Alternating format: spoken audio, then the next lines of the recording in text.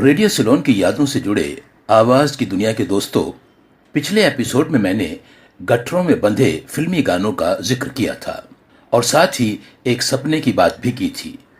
अब उससे आगे मैंने जो सपना देखा था, मैं इस सपने की समीक्षा करने लगा।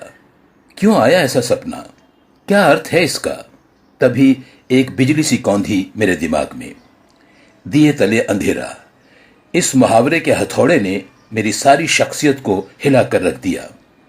मैं अपने आप को कोसने लगा। पहले क्यों नहीं ध्यान गया इस तरफ? शायद वक्त का इतिहासकार मेरे सपने में आकर इसी ओर इशारा कर रहा था।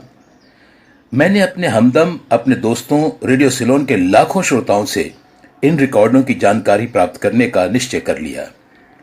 ये गाने अगर वजूद में आए हैं तो इन्हें किसी न किसी ने सुना तो जरूर होगा। अगर पूरी नहीं तो थोड़ी बहुत जानकारी तो उनके पास होगी ही। ऐसे लोग हो सकता है रेडियो सिलोन के बहुत सारे श्रोता हों। मैंने ऐसे श्रोताओं को अपनी जानकारी का टारगेट बनाने का निश्चय कर लिया और जन्म हुआ भूले बिसरे प्रोग्राम का। दिन तय हुआ गुरुवार और समय रात के 10 से 11 बजे का। मृत प्राय गानों पर आधारित भूले बिसरे के पहले ही प्रोग्राम में जो फीडबैक मिला उसने मुझे हैरत में डाल दिया। पत्रों के रूप में जानकारियों का विशाल भंडार घनघोर बारिश की तरह मेरे सामने बरसने लगा। खोए हुए खजाने की निशानदेही होने लगी। मेरे श्रोता ही मेरे मार्गदर्शक बन गए। भूली बिसरी हस्तियों का इतिहास कलमबद्ध होने लगा। इस प्रोग्राम में बजने वाले गानों की कई श्रोताओं ने संपूर्ण जानकारियां भेजी तो कई ने छुटपुट।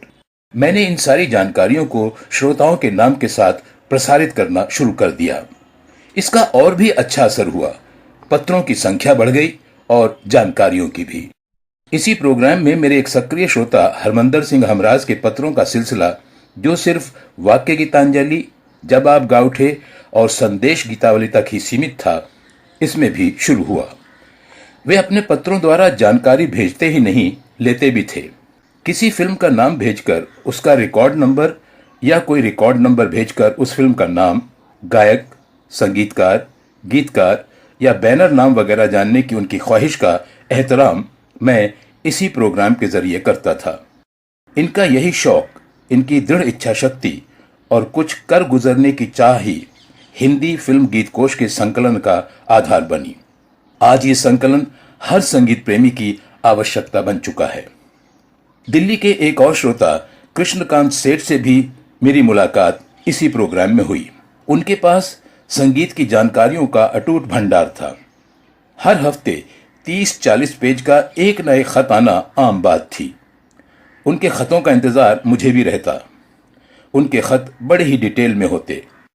अगर मैंने उनके खतों का संग्रह किया होता तो यकीनन एक पुस्तक के कलेवर में वो आज अपनी छटा बिखेर रहे होते। पता नहीं मेरे ये श्रोता इस फानी दुनिया में हैं या नहीं। अगर हैं तो उन्हें मेरा सलाम, अगर नहीं हैं तो भी मेरा श्रद्धामय स्मरण। चेंबूर मुंबई की एक महिला का नाम तो मैं भूल चुका हूं, पर 80 वर्ष की उम्र में लिखे उनके खत के मजमू को मैं आज तक नहीं भूल पाया। एक गुरुवार को मैंने भूले बिसरे में एक गाना बजाया। अगले ही हफ्ते मुझे एक लिफाफा प्राप्त हुआ। ज्यादातर खत मैं एक एक गाने के अंतराल में प्रोग्राम के दौरान ही पढ़ता था। पहले से ही उसे खोलकर उसकी रीडिंग नहीं करता था, सीधे माइक पर ही पढ़ता था। बहरहाल मैंने उनके खत को खोला। कांपते हाथों से लिखे गए उस खत में उन्होंने मुझे अपने छठे बेटे मनोहर का संबोधन दिया। उनके 5 बेटे थे और सब के सब सेटल थे। रेडियो सिलोन उनका सबसे पसंदीदा पास टाइम था।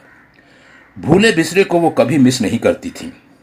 इसके बाद उन्होंने जो जानकारी दी उसने मेरे ही नहीं, सुनने वालों के भी रोंगटे खड़े कर दिए। गाने का जिक्र करते हुए लिखा कि फला गाना उनकी बचपन की सहेली रेणु का गाया हुआ था। रेणु ने 1936-37 के आसपास 2 फिल्मों में अभिनय करने के साथ साथ अपने गाने भी खुद गाए थे। एक गाना तो उन्होंने सुन लिया, दूसरे के इंतजार में हैं।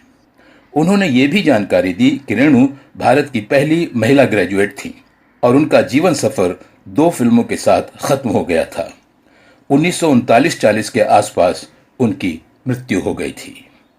आगे की दास्तां कल।